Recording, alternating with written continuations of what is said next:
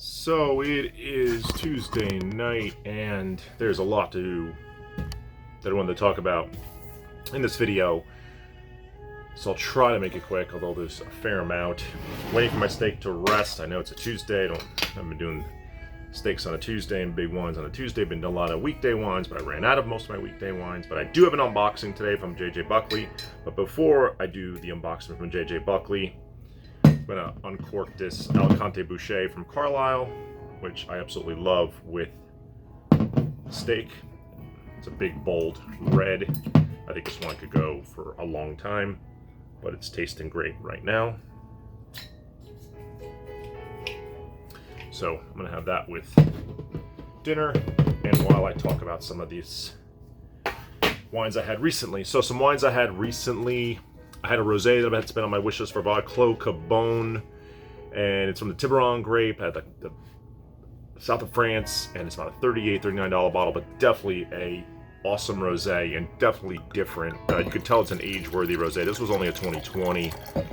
I think that rosé could absolutely age, but it just had a certain elegance to it, and stylistically a little different, just a little bit more. Definitely had an oak age to it, but it wasn't over oaky. And then there was a pronounced viscosity to the rosé. So extremely, extremely good. Also had a Titolo Aglianico di Volture from Elena Fucci out of Campagna or Basilicata, I forget. 2011. It was fantastic. It was an awesome red. Enjoyed it over numerous nights, just having a glass here, a glass there. Kicked a lot of sediment at the end. The wine was awesome. I really wish I can get more of that wine in bulk, of only any vintage, but older the better. That wine ages amazingly, but it's a great tannin. It's a big, bold wine, but so much character, so much structure. It's just really well made. I did finally try a Schramsberg sparkling wine out of California, and it was at $30, and it absolutely was great for $30. That is a great alternative. Instead of buying a Veuve or Dom Perignon, that $50 range, I would say this Schramsberg $30 is pretty much the same, if not better. It's on par. If you want to go to step up, though, I would go to like a Pierre Peters and some grower champagnes, and there's a Cremant or two that I like, but this kind of is. It's a good sparkler, without a doubt, and it would compete with those Veuves and whatever in that $50 range at the $30 range. So, really good. Highlight of the wines I've had recently: a 2002 Heights Cellars Martha's Vineyards, the legendary Martha's Vineyard, 20-year-old wine. It absolutely had the characteristic of Martha's Vineyard with just this eucalyptus mint. It was extremely pronounced on the nose, on the palate. It was amazing. The tannins were smooth, but still, that wine could have gone at least another 10 years. Beautifully aged. One of the best Cabernets out of California I've ever had. It wasn't overly unctuous and gobby. It just had balance. It had fresh herbs in it. And it didn't taste old at all. It didn't taste anything like a 20-year-old wine, you would think. It still had such youth and such vigor to it. A little like a raspberry coulis thing, bright Bing cherries. It was awesome. It was awesome. So those are some of the wines I had recently that were memorable. I did see a Jean-Louis Chave Hermitage 15 for sub 300, which is a quote-unquote good price for a Jean-Louis Chave Hermitage, one of the great, if not the greatest Syrah producer in the world. And if I lived closer to this liquor store, I probably would have bought it if I could have got it home, but I could not. So that's unfortunate. But they had some great wines at this liquor store called the Wine Wave. So those are some of the wines tried recently that were unbelievably good.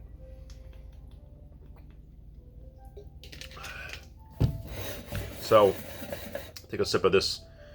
I popped and poured. Normally I should decant this. Super dark. So this is one of those, and I always forget the name of when a grape is both red on the outside and the flesh is red also. It's one of the few.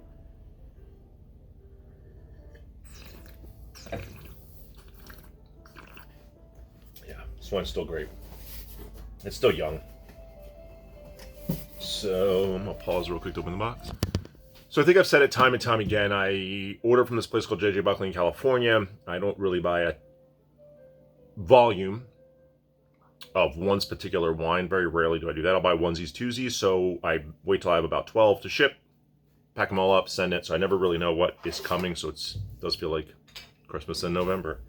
So I'll go through them each one by one. So we have a Chateau Cantemerle 2015 Haute Medoc, so left bank, probably cab heavy wine. Don't know much about it, just probably a good price. 2015, good vintage with a little bit of age, some age on it. So anytime I could get an aged Bordeaux, I'm always a fan of that.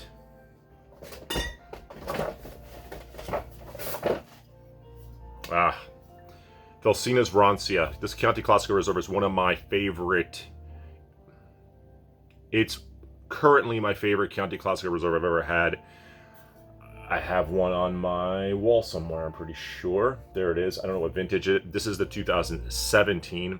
Typically about $50. Maybe they put it on sale. I don't know, and that's why I bought it. But either way, you can't go wrong. $50 for this wine, and this wine is unbelievably good.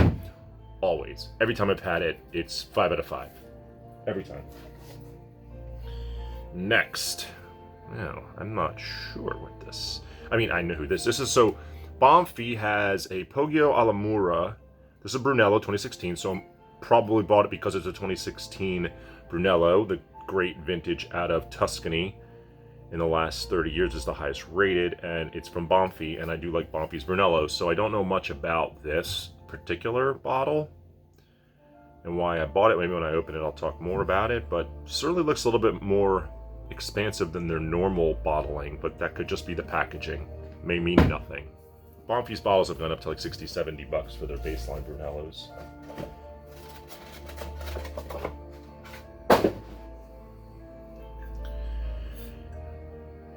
Oh, look at this. So Chateau Moulin Haute La Roque, 2002. So 20-year-old front sock, so right bank, one of the Cité-Mignon satellite villages, and 20-year-old. I'll just talk about the 2002 Heights Martha's Vineyard. Now, this isn't going to be anywhere close to the price of that wine, but this 20-year-old Bordeaux. So I'm going to have to absolutely be cellaring that immediately. So from Pessac-Léognan, left bank, but in the Grave, Pessac-Léognan in 2014, Domaine de Chevalier. So I'm assuming this is cab, mostly cab, but probably has a fair amount of Merlot in it. Oh, there it is, 65% cab, 30 Merlot, 5 Petit Verdot. So yeah, pretty standard out of the south of the Haute Medoc, left bank. Pretty good producer from what I remember. I don't remember the last time I had one of those. I probably had it at a tasting. I just don't remember. What is... I did not even know I ordered this. So this must have been a good price. Heights Cellars. Now, I tried this wine. It wasn't memorable, unfortunately. The Martha's Vineyard is head and shoulders better than this wine. Now, it's also a lot more money, but this is a 2016. I don't remember what I paid. I hope I got it at a pretty good discount, because I've tried a certain vintage of the Heights and it just tasted pretty average. I kind of believe with the Heights Cellar stuff, you got to go, if you buy the Martha's Vineyard, great. I think they have something even in between, but I'm not sure. Anyway, we'll see how that is when I do open it. So it'll be interesting. And then here's a regular Banfi. So yeah, the bottle of Banfi, oh, they look pretty similar.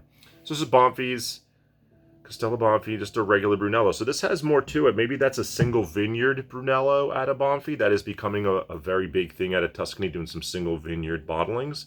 This is also a 2016. I love Banfi's Brunellos. I've never had a bad one. I don't absolutely love their Chianti Classicos, but I love their Brunellos. Oh, sparkler here, I feel like. What do we got? Ooh, with some age too. So 2008, Laurent Perrier Champagne. So some champagne with some age. Beautiful vintage champagne. Probably got a pretty good deal. I don't know any of the prices on these, but I probably bought it because of that. So love vintage champagne. Some of the most complex sparkling wines you can have. Drank a lot of sparkling wine the last few days, the Schramsberg being one of them. So Chateau La Roque. I don't know if this is Cité-Mignon 2018. So I'm always looking for a wine, weekday type wine, but a wine to buy a case of, like I have in the past. I bought Liquid Sky, I bought Pirouette, I bought this one called Chateau Quintessence that was and it was a 2005 Bordeaux, fantastic price. I'm always looking for a Bordeaux or Napa in that price range to buy a case of, to just have. Not necessarily weekday wine, but just a casual wine or second wine to have after having a different wine. I'm not sure if this is one of them or not that I want to try, but I typically will take a shot on a lot of those. So this is Casina Barrique Barbaresco Reserva Rosé de la Casas, 2015. So a Reserva Barbaresco, Nebbiolo being one of my favorite grapes, if not, well, definitely top 5 favorite red grapes. So we'll be extremely excited to try that. I see two that I'm pretty sure are Chardonnays here. So Sanford and Benedict. This is the Sandy Sanford and Benedict Vineyard out of the Santa Rita Hills. A well-known Santa Rita Hills vineyard that makes exceptional Chardonnay, Burgundian in style to a degree. I opened one of these. This is the 18. I think after I tried some of these, I just ordered just a bunch because it was just so good. And it's absolutely an age-worthy. This is the 19. So Sanford and Benedict Santa Rita Hills Chardonnay. This is the 19. So I won't be opening this for a while. At least I'll be trying not to open that for a while. And that's all 12 wines. I do have another box of wine coming tomorrow. So maybe I'll do another unboxing tomorrow. Maybe not. From Obsidian. And it's not just reds. It's mostly whites. But it's also, I did buy some bulk of some aged whites. So we'll talk about that. This is a great set of wines. So there's like no duplicates here. The Sanford and Benedict, I did get 2 of those, but they're different vintages. The Sparkle, the Chardonnay, the Barbaresco. Looks like I got a bunch of Bordeaux this time around. 1, 2, 3, 4 Bordeaux's, 3 Sangioveses, 2 Brunello, 1 Chianti Classico, and the Heights Cellar Cab. So a pretty good mix and awesome, exciting wine. Not, how many? 3 whites and 9 red, I guess. Yep. So, be getting more whites tomorrow. I'm very, very low on whites right now. Weekday whites for sure. I definitely need some more. All right, dinner time. Have a good night.